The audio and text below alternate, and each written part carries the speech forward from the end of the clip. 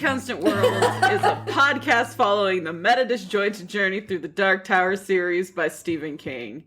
I am Kat, she, her, and we're finally back. I mean, you guys haven't had a huge disruption in your listening experiences, but we finished recording it prior to Taryn going to Switzerland, and this is our first recording since they have come back.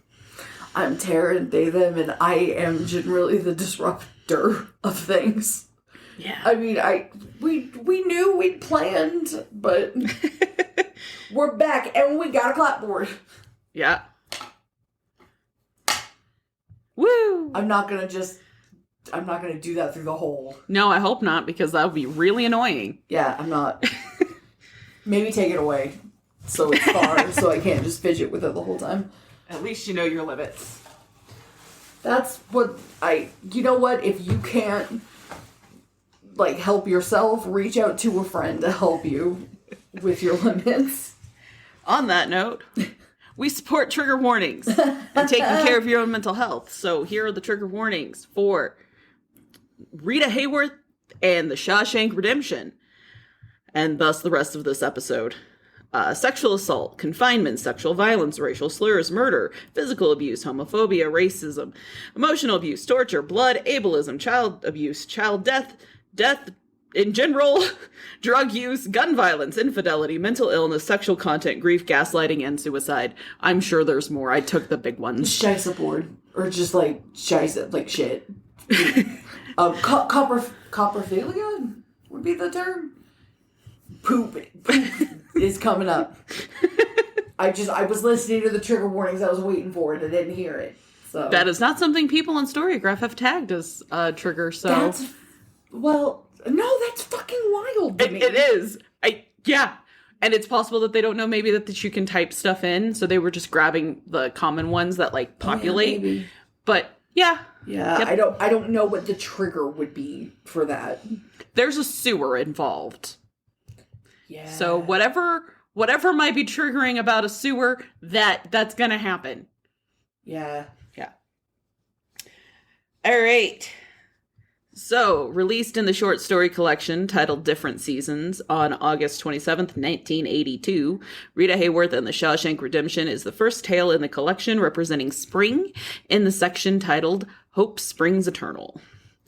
Stephen King's website doesn't have a neat little blurb about how he got the idea of this story. It just describes it as the most satisfying tale of unjust imprisonment and offbeat escape since the Count of Monte Cristo, which I you know what, I can see it. I really enjoyed The Count of Monte Cristo when I was in high school. Of all the forced reading, it was my favorite. I loved that story, and I actually really liked this one too. It's so good. It's so good. I think of everything we have read to date, this has probably been my favorite. It's not to say this is my favorite story ever. Yeah. But so far of all of the stuff we've read, this has been the best. Yeah. So, let's get into what the heck it is.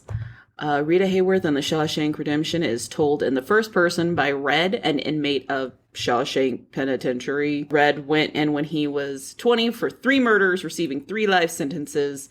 In 1948, a man named Andy Dufresne came in, having been convicted of murdering his wife Linda and her affair partner, pro golfer Glenn Quinton. Glenn, no. Oh, and Reno gets a shout out because Reno got so many shout outs. When Andy confronted Linda about the affair, she said she wanted to get a Reno divorce. And I know you've talked about Reno divorces before. Do you want to share what you know of Reno divorces? So funnily enough, this isn't something that just came up as a random special interest for me when I was in school. When you do an anthropology degree here, at least one of my anthropology teachers was actually doing the history or anthropology of Reno, and when they refer to Reno divorces back in the day, not because Reno and Las Vegas used to be very famous for they've always been very famous for quick weddings, right? Yeah. And the wedding chapels here. We've also, back in the day, used to be very famous for quick divorces. because before the maybe 50s or 60s, I want to say, maybe even a little later, it was very difficult to get a divorce. It might have even been the 70s. The reason that the divorce rate looks like it's so high in our country is because sometime in the 60s or 70s, I don't know which year because this wasn't my area of expertise, all of a sudden we got this thing called like a no-fault divorce, and you didn't have to have like a waiting period so much. But in Nevada, we'd already had that. You could come to Nevada and have a divorce. Like, you didn't have to prove that your spouse was cheating on you or abusing you, or like you could have a no-fault divorce where it was just like, yeah, we don't get along anymore and we'd like to have a divorce, please. We just no longer want to be married. But in order to do that, you had to establish residency. You had to live here for, I want to say, 6 weeks. So in Reno, they had these things called the divorce ranches, where you would come, it was almost like a spa or something. Often it was the women who would come and stay here because women could kind of, because when you're a housemaker, you have the time to do that. They would come and stay for like 6 weeks on these divorce ranches, and it was kind of like a spa getaway because anybody who could do this had the money and time to do this. Well, and they deserve to recover from their shitty marriage. Yeah, no, for sure. Forget bunny ranches. Yeah. All about the divorce ranches. Yes. People would come and stay here for the 6 weeks at these ranches that were, just at these places that were called the divorce ranches, where they would set up shop for 6 weeks, stay until they had their quote-unquote residency, and then get a no-fault divorce, and then be on their way back to wherever it was they came from.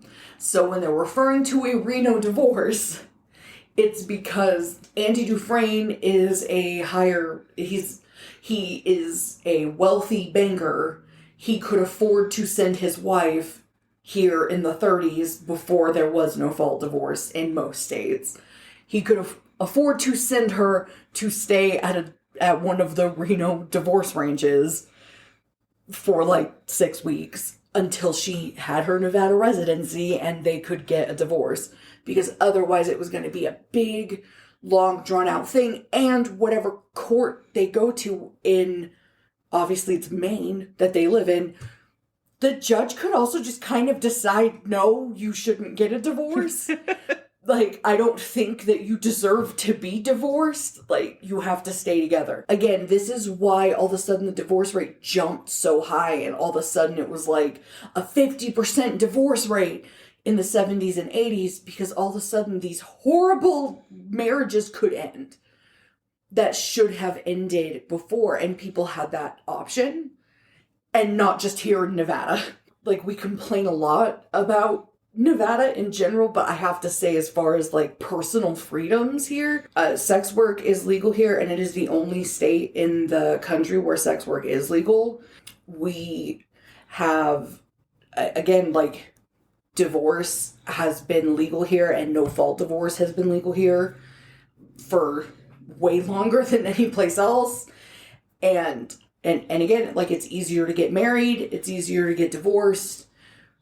Personal freedom is really important in the state of Nevada in a way that isn't in a lot of other states. There's a lot of things that I would want to fix about this state. But, yeah. But I do have to say, like, there's some cool stuff. Yeah. Though we do have a dwindling amount, at least up here in Reno, of the quickie chapels. Like, there's not as many anymore. They keep getting closed down and converted into generally some kind of like bar or like shop. Yeah. And so that is slightly sad. I can say, like, when we moved here, there were at least 3 or 4 chapels I could recall just in downtown alone. I don't think any of them are still down there. Yeah. I think they've all closed down. Which is a shame, because my parents had got married at one of those chapels, which once I moved here, I don't think already that one had shut down. Yeah, and it was still open, I think, when you moved here, but it wasn't long. That might have been the one where my brother got married at, because my brother also got married in one of those chapels. Though I have to say, I think that there are some benefits to those chapels closing down, because my brother got married at like 19 to someone who wasn't quite 18 yet. Right? Her parents were involved. Like, that was, they knew, and they had been together for many years. But that marriage ended up ending, and it wasn't bad. Like, everything was on the up and up. But I do think that that's not...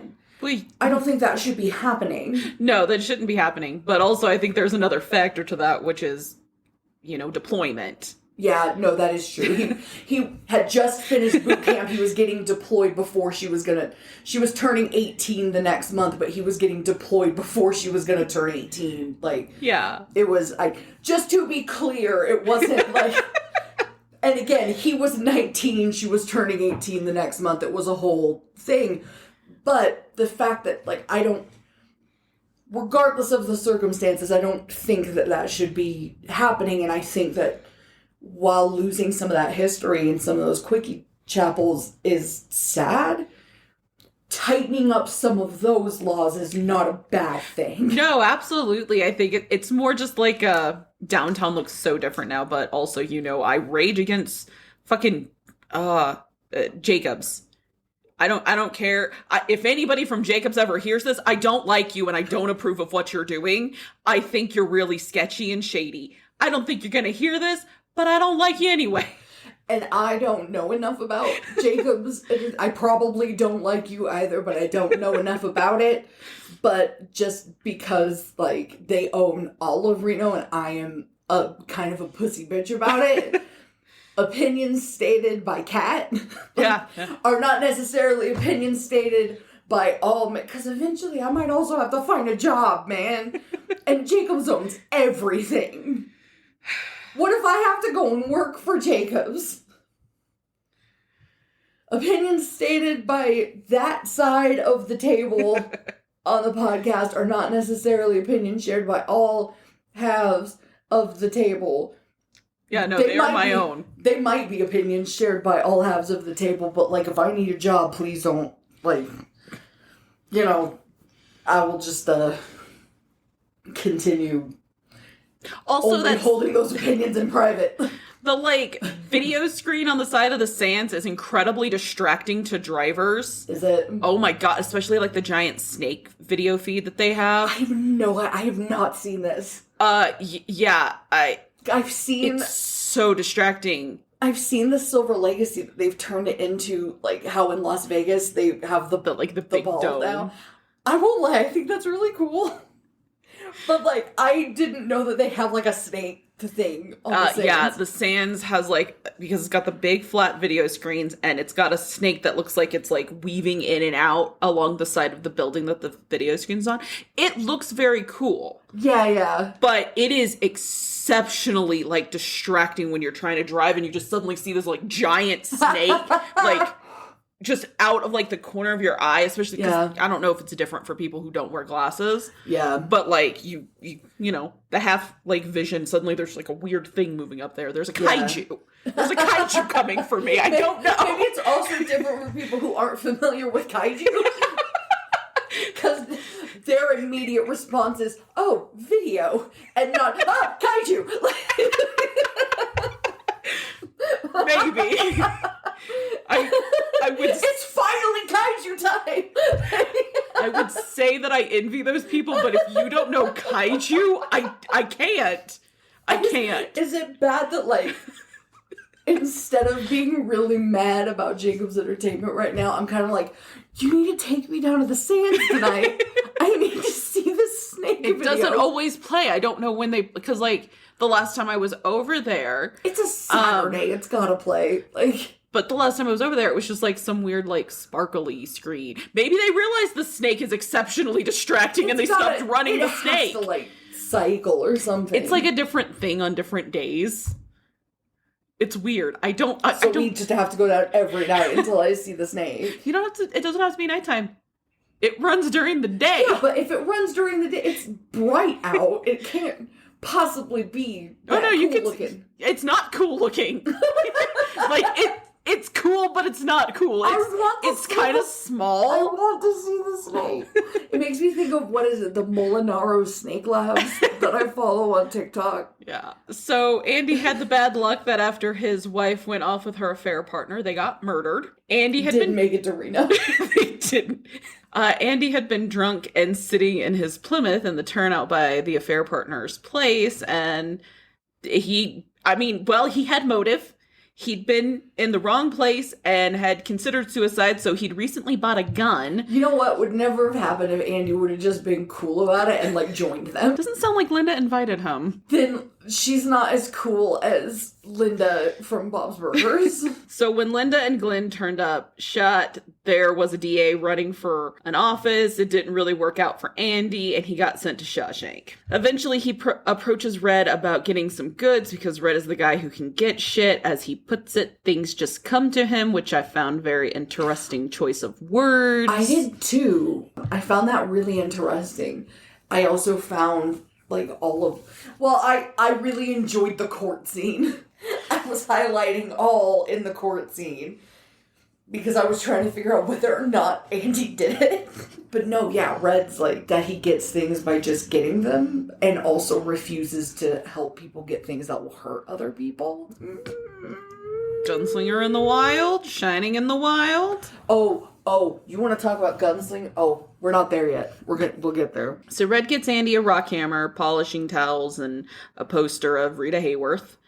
And thus begins the 27-year journey to freedom. Andy starts by gaining favor with the prison staff using his financial knowledge. This gets the guys who were forcing themselves on other inmates to back off at least Andy. Andy gets a position in the library and a solo cell. Guards and wardens come and go, and Andy runs his services with each new wave. Eventually, a 27-year-old named Tommy Williams comes in. Andy is helping him get an education, so maybe when Tommy gets out, him and his little family can have a better life. Tommy finds out the name of the pro golfer that Andy supposedly murdered. Once he has the full story, he goes to Andy to reveal to him that an old cellmate in a previous lockup claimed to have robbed and killed Glenn Quinton and some woman he was with at the time. The former cellmate also bragged about how some lawyer was doing time for it. Andy was not a lawyer, as Taryn mentioned, they're a banker. But given the nature of the work, the mistake was easy to make. Andy, of course, feels this may be his chance. He takes what he has learned to the current warden, Samuel Norton, a religious man who isn't about to let his golden goose go. Norton keeps an eye on Andy and does his damnedest to break the man's spirit, but the morning of March 12th, 1975, 27 years after Andy Dufresne entered Shawshank's cell block 5 opened, and rather than counting 27 inmates, they counted 26. The search was on for Andy. Only when Warden Norton was throwing a tantrum did he find the hole behind the poster, now of Linda Ronstadt. Andy had tunneled his way out, crawled through sewage, and made his escape to the identity he had set up years ago and headed for Mexico. Red is recounting all of this, ending the story with his own parole having been granted, making a trip to the place Andy had told him he stored the makings of his new life as Peter Stevens. And here, Red finds a note from Andy inviting him to Mexico along with the money to help him get there. Things end with Red planning to make his way to McNairy, Texas. So the very first thing, because I don't want to lose it in my brain, is, did this not give Eyes of the Dragon feels like a super slow, methodical escape that goes past the notice of your dumb shit guards because they aren't watching for something that's happening tiny bit by tiny bit by tiny bit because it is someone who's wrongfully imprisoned. Because I don't think if Andy Dufresne had been guilty, for some reason, like, anybody who is guilty can't actually get away with escaping. It feels like. Because it's the same with Peter. It is, yeah, his name's Peter. Yeah. which is the fucking secret identity, which also drove me crazy. It is the same with Peter, where, like, it's his righteousness that drives him to, like, very carefully be taking these napkin threads. It's the same shit for Andy Dufresne, where it's his righteousness that kind of drives him to very carefully be, like, hacking his way out of this prison, whereas Red, like, serves his time because he knows that even though he had an okay reason for what he did do the crime. You know what's interesting with that, though, too, is that Peter's escape plan failed. If it hadn't been for Naomi and Ben putting those napkins, he'd have been dead. He'd have been so dead from his escape attempt. It worked to a point, but ultimately his was trashed because he was not as smart as Andy Dufresne was. Yes. Well, Peter is entirely black and white, and Andy Dufresne is not. No. He is much more like a neutral, whereas Peter is a, like, lawful good. No, it's true, because Andy even, says he'd be doing the same shit on the outside. Like, he'd be doing the same financial crimes. Yeah. And he had no problem doing financial crime. Tax evasion and shit. That was fine with him. Well, the thing I want to point out is, did you happen to notice how many fucking times it said the number 27? Yes, I did. Which is odd to me. Yeah. So 27 is a multiple of 3, and we have a few occurrences here. Andy is in prison for 27 years. Tommy Williams, the key to Andy's claim to innocence, was 27 when he came to Shawshank. Cell Block 5, which was Andy's cell block, had 27 inmates, counting Andy. And I know, obviously, we've seen a lot of the use of the number 9 throughout some Stephen King stuff. Route 9 comes up a lot. And this Route 6 came up, which, again, another multiple of 3. Anyways, and also 19 is a big deal. But 9, it's been used a lot. And 27 is also a multiple of 9. Also, when you add 2 and 7 together, you get 9. I'm just doing math now. You're doing it like alt-right math. Yeah. Of like, turn 6 upside down, now it's a 9. 3 9s, 27. And out of 1 in front of the 9, and now it's 19. Like, I'm teasing, but like... I'm not even done yet. Andy's cell was 14, and the cell block was 5, so if you added those, you get you some 19 even. Also, I love it. Andy's prisoner number, they add up. If you add the individual numbers, it adds to 19. 81433. If you dial it on a phone, what does it spell? That's what I want to know. Let's see. Let me pull up a keypad. Okay, so 8 is TUV, 1 is nothing. 4 is GHI, 3 is DEF, and then obviously DEF again, so nothing. Because it was 2 F's. Nothing. My brain is so fried. I'm like, my name is Jack. Continuing on at least my numbers jam. Yeah. Andy descends into sewers to escape, and as we know, it emerges every 27 years, and that's the capital I.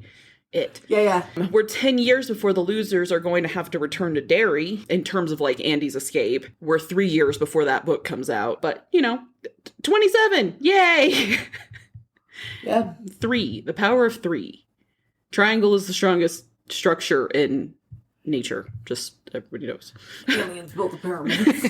I tease, but like I am so on board with this because I feel like we are right in that era when Stephen King was starting to build his like Stephen King book-o-matic universe. Yeah. So I guess it would just be literature universe, but yeah, I'm there with you for as much as I'm joking about it. Well, and I mean that's what this is. This is technically a Stephen King conspiracy podcast. Yeah. Well, and doesn't he have a whole book where it's like number?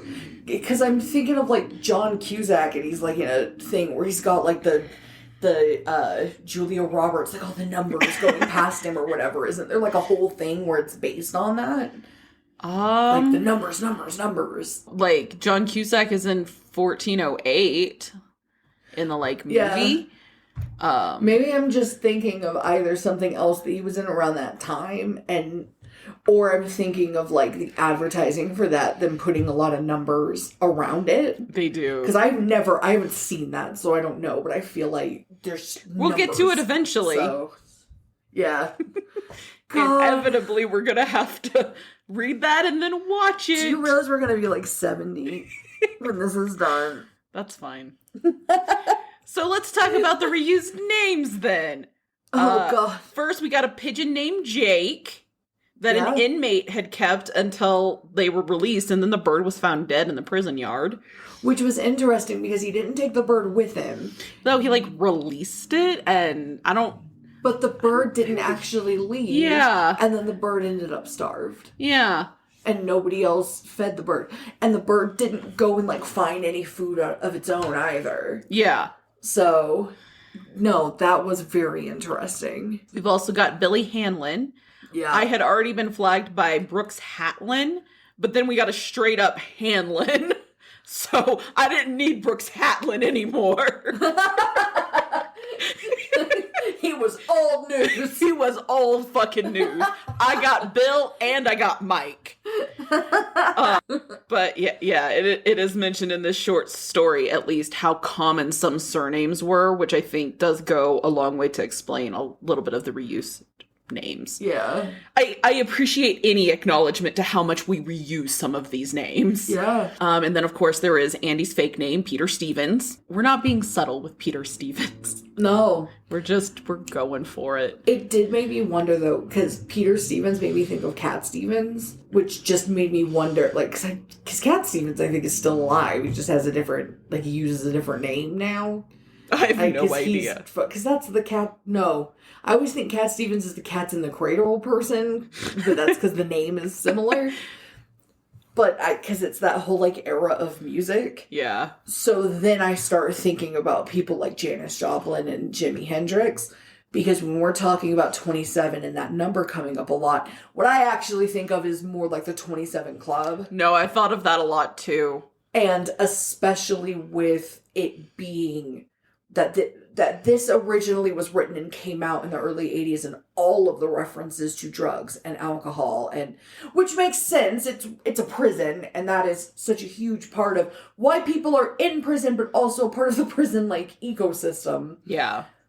But all of the 27 references and it being written in the very early 80s, but also maybe being on his mind through the late 70s, especially with the actual escape taking place in 75, I have to wonder how much of this was conceptualized in 75. I wonder if 27 is more of a reference to how many people, like how many big name people had been lost at 27 then.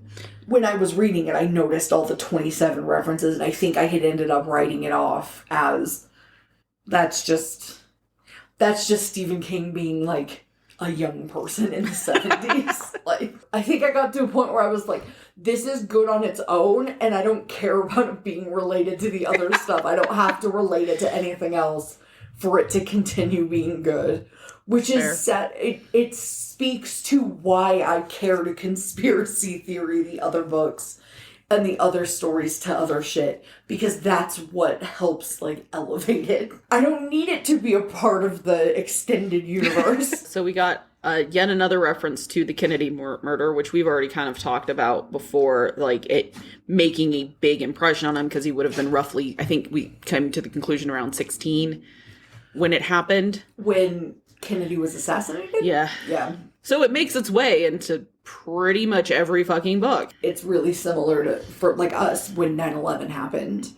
It's such a huge mark on, like, every single person in America when it happened. Which I imagine is why, like, 11/22/63 or whatever that book is called, like, happened. Yeah. So. No, because obviously it's on his mind. Yeah. I also wanted to talk to you, Taryn, about the way Tommy was described.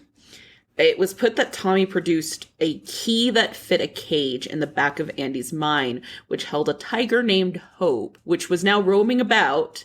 And there were also a couple of references throughout the story about escaping, like, the wind. And I remember that went through the Keyhole book. I think the cover has a tiger on it, right? Yeah. That's exactly what it made me think of, too. Okay. I read that book so long ago, and I only ever read it once, that I don't remember. What I do remember of it was that I really enjoyed that it was like a story within a story. It takes place within the 7 books. It takes place within their journey. And they all sit down and, like, he's telling them a story. And then within that story, everybody, like, sits and he tells... Somebody within that story starts telling a story. Inception. Yeah, but it's really good. Like, it's a very well done. I enjoyed that one a lot. And I could be wrong about that, but as far as I remember it was a story within a story, and I really liked it. Well, and that kind of would make sense here, too, because we've got Red, who's actually the narrator through all of this, telling us Andy Dufresne's story. Yeah. Well, what happened to Andy Dufresne? I do like the ending where he makes it very clear, like, this is my story, because Andy is a part of me, too. Like, that was just very well done. But... he is telling a story technically about what happened to another person. And then you end up with Tommy, who comes in with yet another fraction of this that Red had to get extracted out of Andy to find out through the grapevine what all of this was. And so many of the interactions were like that, where, you know, oh, I didn't hear all of this from Andy. I heard some of it bits and pieces from other inmates. And that's a lot of what goes on. And then everything gets filtered through Red to us. I imagine there are hundreds and thousands, but definitely hundreds of essays and papers and things written about that line that's like towards the end where Red explains, like, you know, Andy Dufresne is a part of me. He was hope. He was like everything. So I don't want to linger hard on that or try to like I'm not gonna fucking wax poetic about it, but that was what made this very good, I think. Because there was a moment where I was like, was he even real? But to be fair, you just ask that all the time now. You've been so betrayed by media. You trust no character actually exists. No, I don't. I do not.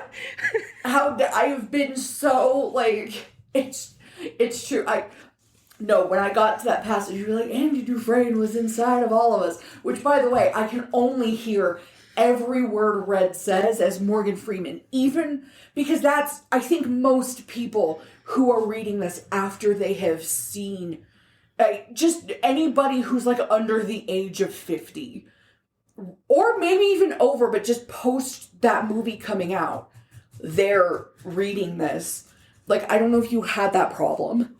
I have that problem.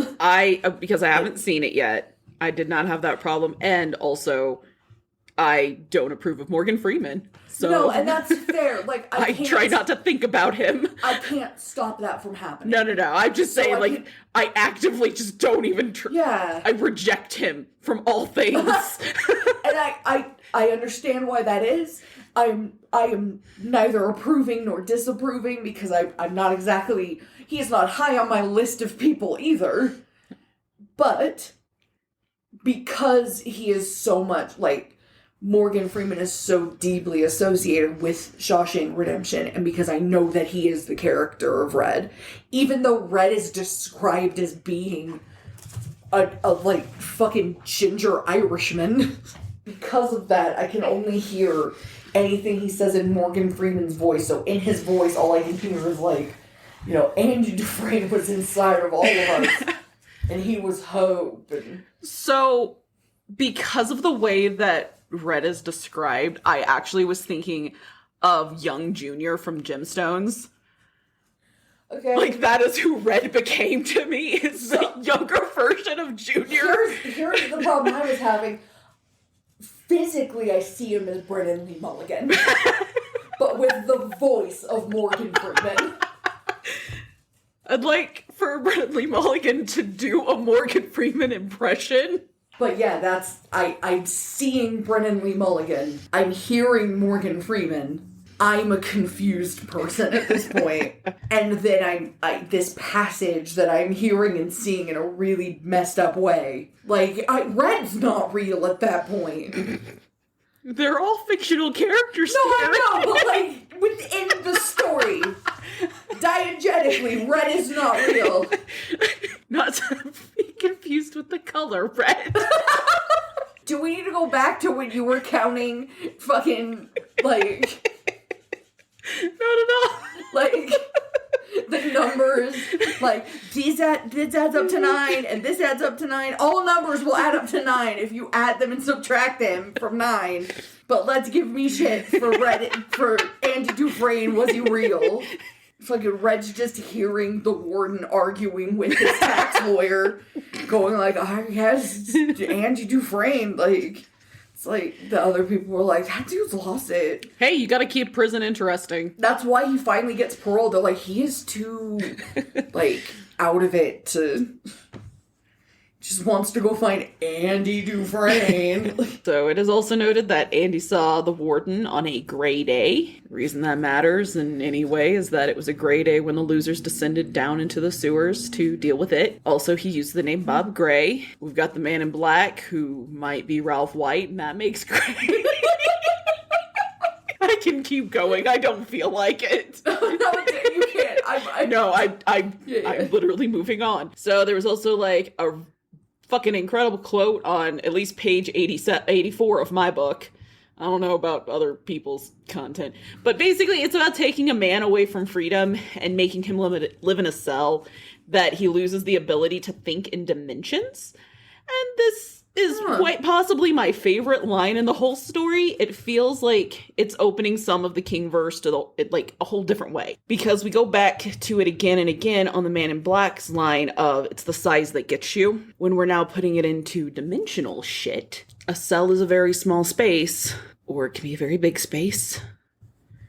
Prison can be a very big space or a very small space. And Andy squeezed through a very small hole to get out. You could almost see as like being birthed back into like he died there as Andy Dufresne, and then he is birthed out of it.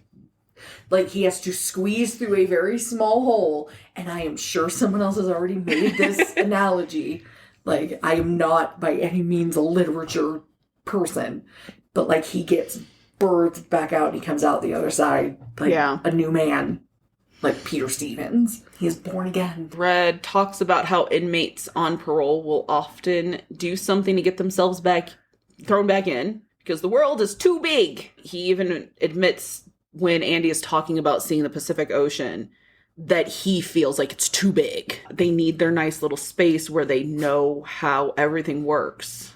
And he even talks about like once he's out, like not having someone there to tell him, okay, now it's time to go to bed. Now it's time to go to the bathroom.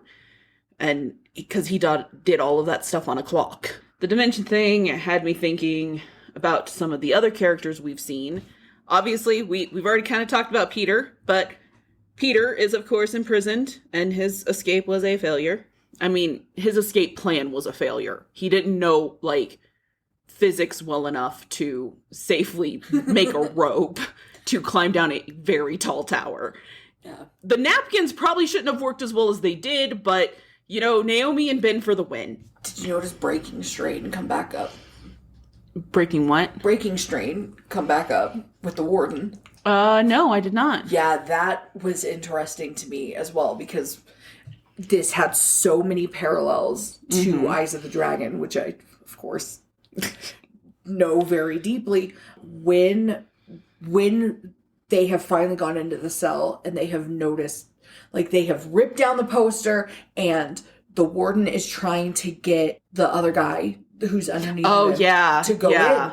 And he just offers his gun and is like, fine. Red says he is finally, like, he had found the breaking strain. And that is interesting too, because that's like the moment Peter finds Peter doesn't know about the breaking strain and has to find it the hard way, but it is Peter in his book who has to find it. Yeah. In this book, it's the warden who hits that point. Yeah. The warden is also a very black and white person. He's older. He's very black and white, but he is willing to to bend the rules in his own favor. Yeah. We don't see that with Peter, but Peter is younger, and that's not, like, the purpose of his book. And he is technically willing to break the rules in his own favor, because the rules state he should be staying in that tower, like, even if he knows that he didn't commit that murders. Like, I think I'm drawing a parallel where there's not one, but I think I could make an argument about it if I... No, it has a lot of shades of that. Because, like, my next person, because I'm largely focusing on imprisonment here. Yeah. The next person is actually Thomas.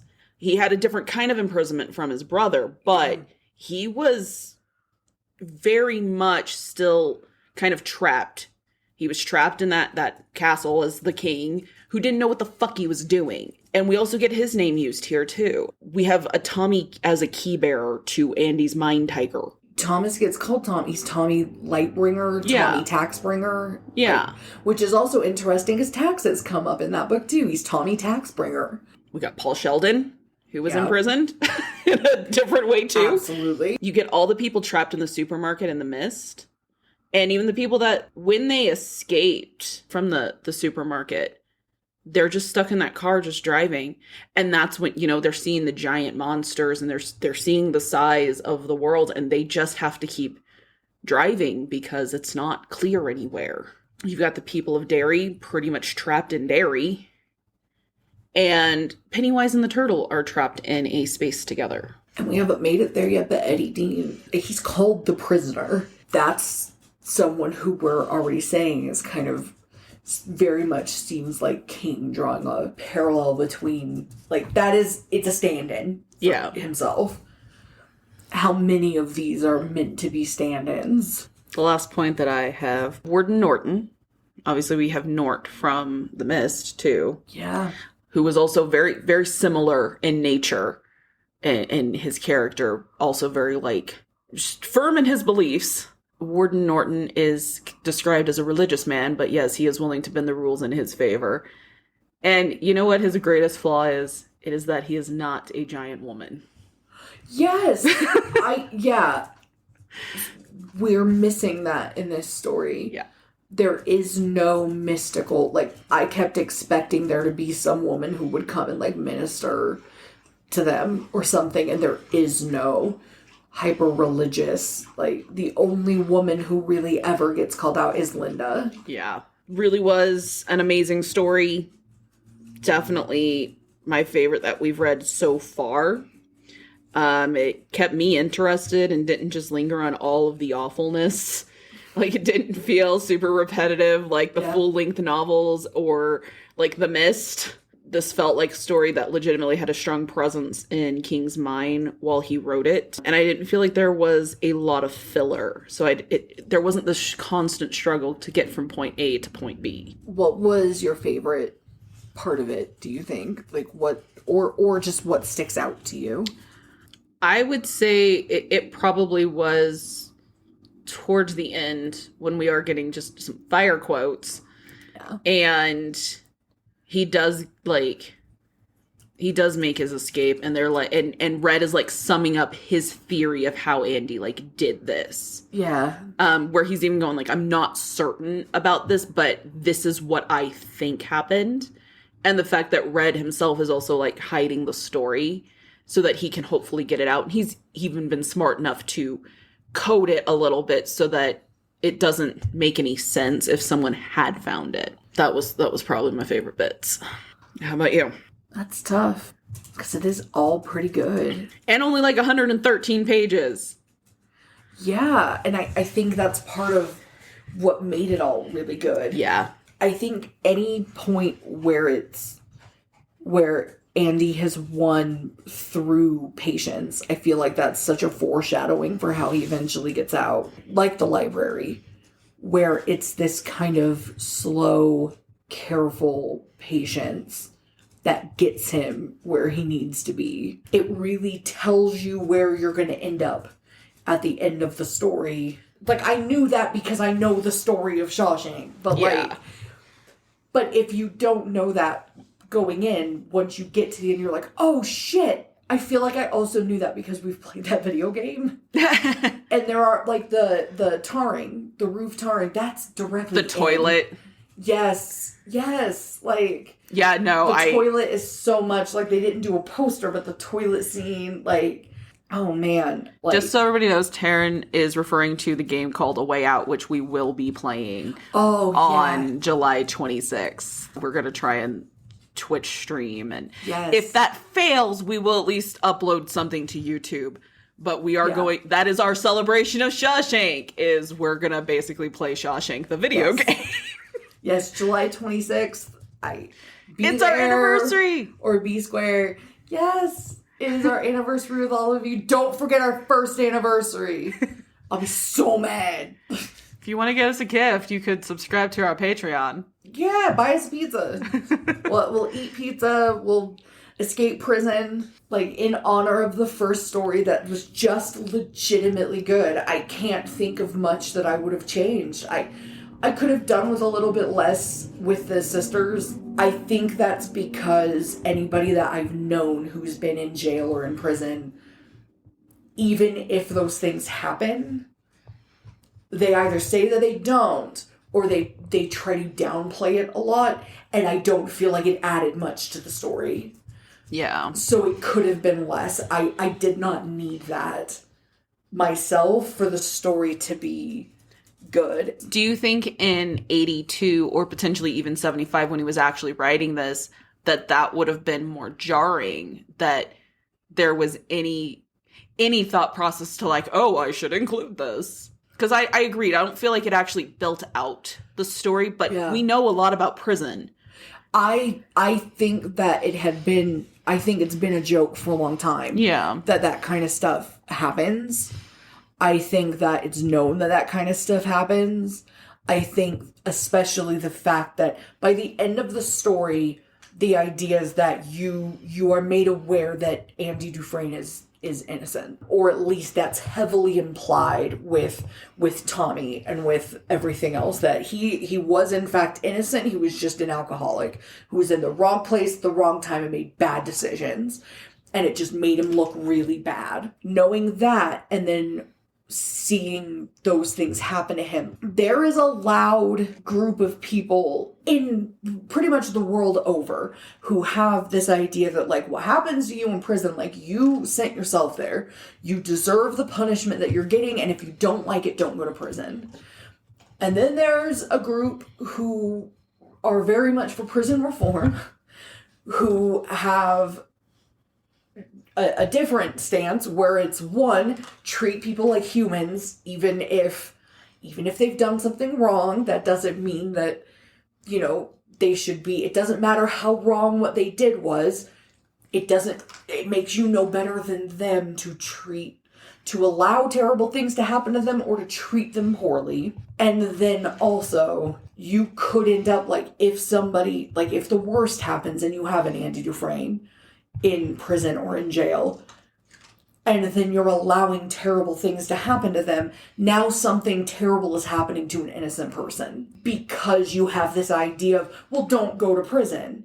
And it's like, well, if I didn't do something awful, but I've slipped through the cracks, those are two really strong arguments, I feel like, for prison reform, but it will come to the surprise of no one, I think, that I'm someone who's in favor of that. I wouldn't be shocked to find out that the point of including that is because Stephen King is someone who is in favor of prison reform, just based on the everything else that we know about him so far. That being said, I don't think he's changing minds with that, because the kind of people who don't care that prison rape is happening, they're gonna read that scene and just kind of be like, well, and shrug their shoulders, and then people who do care that it's happening are just gonna be bothered by it. I don't think that there's really a middle ground. I don't think there's an undecided group of people who are like, I don't know if rape is bad. So no, I absolutely agree. Like I said, I don't think it really made the story better in any way. It kind of just... I almost feel like maybe it was meant to be the same as the scene in It. But at the same time, I don't know how things were in the 80s. I don't know if there was this idea of, like, maybe people really didn't know, and it's a lot easier now to go, well, of course they knew, because we know. Yeah. How could they not know? And they were making jokes about, like, dropping the soap, so they must have known. You know, he's getting graphic about blood and things, and maybe people didn't understand the violence of it. Maybe, I don't know, or maybe, again, it was just meant to be very shocking because he is a horror writer, and this is kind of a deviation from that. I mean, he is dubbed a horror writer. So far, I have yet to really feel the horror vibes. Yeah. But yeah, technically he is a horror writer. But so far, his best thing that we've read was not... It was, what would that be? Just like contemporary fiction? I think so. So it wasn't... That's what I would say. It really was just good. Like, I liked Red. You know what? I maybe could have used a little bit more of Red once he was out. Like, I would have liked to have seen a little bit more of, like, what life... Like, just things being good for Red, but I can see why that wasn't the case. I think my favorite bit was probably after Andy's out and the warden is just kind of getting his... Because it wasn't like a big blow up. It was kind of a slow trickle of shit going poorly for Warden Norton. It was realistic, and I liked that. It wasn't a and everybody clapped moment. The one last thing that I want to say about this story is I wonder how much he was inspired by the actual stories of inmates at Alcatraz and inmates and people who escaped or tried to escape Alcatraz. And there is a shout out to the Birdman of Alcatraz. And I don't think that it wasn't, like, he called out Alcatraz. I don't think it was completely uninvolved. No, I don't think so either. Yeah, I'd be interested to know how much that was involved. But being on the other coast from there, of course, that's my brain automatically goes there because I grew up near it. Well, last time we concluded it, capital I, not it, the podcast, by pulling yet again the Seven of Pentacles, which was planting seeds for the future, which makes sense. We were planting seeds for the future of not reading it. Now, Andy planted some seeds for the future, and he sowed them down in Mexico. Now, let's see if we get to sow any of our seeds, or if we're just planting even more. The cards were upstairs. The cards are being shuffled in front of my eyes. I am watching. In fact, Kat's kind of close to the mic. I think you're going to be able to hear cards being shuffled. Yeah. So if we pull a card that's the same again, that's the universe. That's not us. It's the king verse.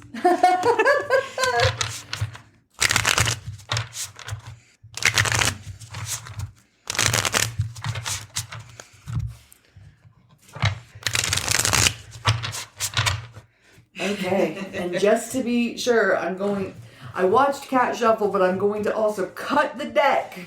Seven of Swords. Okay. We have pulled the Seven of Swords. There is a gentleman on this card wearing a fez, and there are two swords that he is looking back at while he juggles. Well, not juggles. He's trying to hold the other five. But the two swords that he's looking back at are sticking upright in the ground while he's kind of like sneaking away. He's like stealing five of them, but holding these five swords. You'd think it would be the Five of Swords, but it's not. It's the Seven of Swords. He's stealing five of them and looking regretfully on the two that he could not hold. Full disclosure, we have played A Way Out before. And I almost wonder if this card has more to do with A Way Out than our next reading, which is The Shining. Though, I mean, admittedly, it could be about The Shining. We'll see. Allow me to tell you about the Seven of Swords. Please. The Seven depicts betrayal and deception, Be cautious of deceit from others as well as utilizing it for one's own gain. It could be about a way out because I'm going to be ruthless. But we are going to be starting The Shining next. Yay! Yay! We're going to be reading parts 1 and 2. Read through those if you want to read along with us. And we're finally going to the real Shine. The original Shine. Yes, we are. And speaking of shines, join us on Patreon where I'm forcing Kat at gunpoint through the Twilight series. Not really Stephen King related. It's just a really good excuse to finally force her to read. It's not a terrible book series. I gotta stop you. I feel like we need to specify, because we do live in a state that allows guns. We don't actually have guns. I'm forcing her at proverbial gunpoint through the Twilight series because it's very funny to me. Really, I'm just kind of a whore for content. Yes, 100%. She is a whore for content. I haven't read them since the first time I read them, since the first movie came out. And it's just hilarious to me. The idea of doing this is very funny to me and it makes me happy. So that's what we're doing over on Patreon currently. And I'm fucking thrilled. I can't wait to watch Kat cringe all through. The reason I brought up Shine is because if you know anything about Twilight, we got shiny, sparkly vampires. It gets so much shit. I came to this Stephen King podcast for Salem's Lot vampires. I am currently on hold for those and getting Stephanie Meyer vampires. Legitimately, I read Anne Rice because my grandma was a huge Anne Rice fan. And then my mom had read Anne Rice. I read the Vampire Chronicle books. And then went, I can handle Salem's Lot. I love vampires now. As a teenager. And then read Salem's Lot and couldn't sleep for a week. Well, join us on Patreon. Does that count as another world? Yeah, absolutely. Patreon's another world. Find us over there. We're reading Twilight. That's fun. That's a fun other world, right? Yeah, you'll find us over there. Just a reminder, our birthday stream is going to be on Friday, July 26th, start time at 1 p.m. PST. We will be streaming A Way Out. It will be a long stream as we're going to try and go through the whole game if possible. You can find a link to the Twitch channel in the description of this episode. We're turning a whole year old. Are we going to do that thing where, like, you get a cake and then you smush it on, like, I will smush it on my face. No cake smushing, but maybe we'll get a cake. Maybe I'll make a cake. Oh my god. Yes, please. Yes, I will. We'll get the stuff this week and I will make a cake. You can't tease me. And like that will be our birthday cake. We can get candles and shit. I will smush on It's going to be a real birthday party. Okay.